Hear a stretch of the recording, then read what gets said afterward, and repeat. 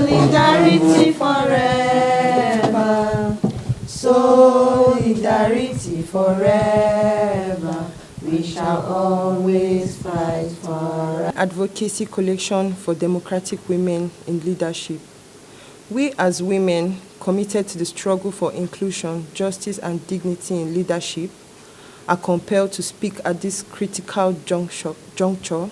Recent developments surrounding Senator Natasha Akpoti have become too grave to ignore, not because we are unsympathetic to victims of sexual harassment, but because we understand the immense responsibility borne by those who publicly claim to speak for them.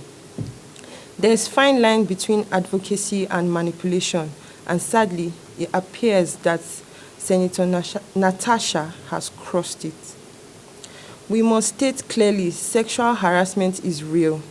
It exists across campuses, workplaces, and political institutions, and it has silenced far too many women for far too long.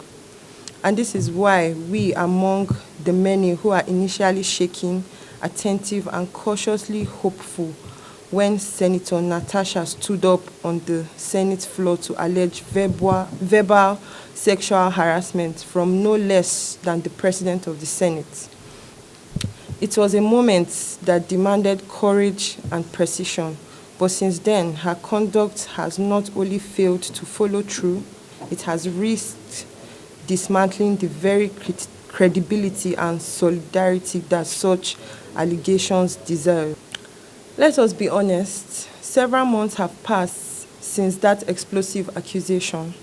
Yet, rather than pursue redress through legal or institutional channels designed to protect women and prosecute offenders, Senator Natasha has sidestepped the path of truth and opted for division.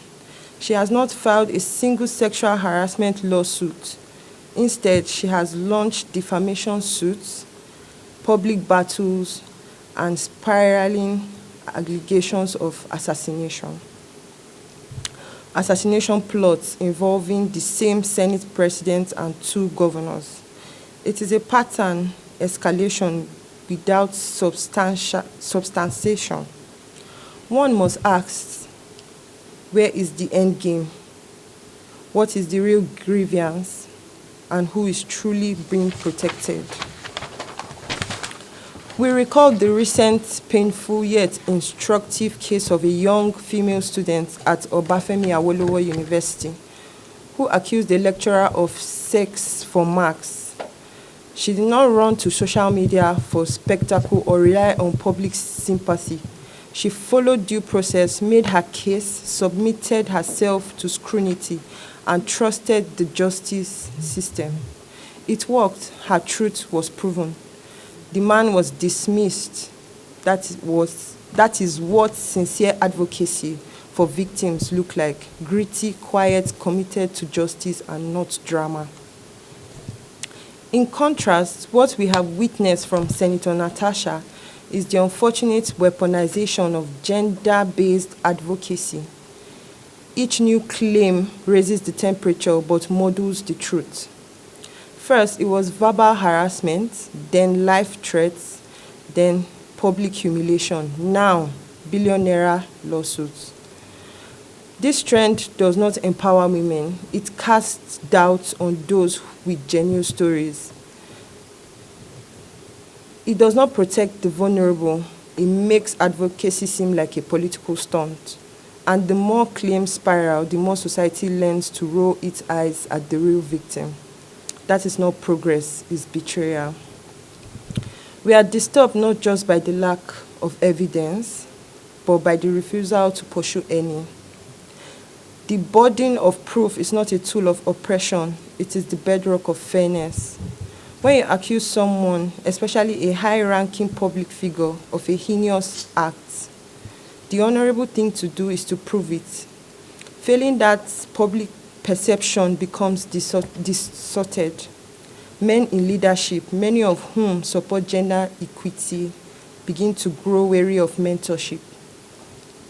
Young boys raised to respect women start to fear that any interaction might be misinterpreted and weaponized. The whole project of gender justice becomes suspect in the eyes of a spectacle society. We must not let that happen. We are not here to defend any man, nor attack any woman. We are here to defend truth, justice, and credibility. We are here to insist that advocacy must never become a smokescreen for political vendetta. We are here to say that real victim deserves real action, not public noise. In the name of a responsible womanhood, in the internet of girls,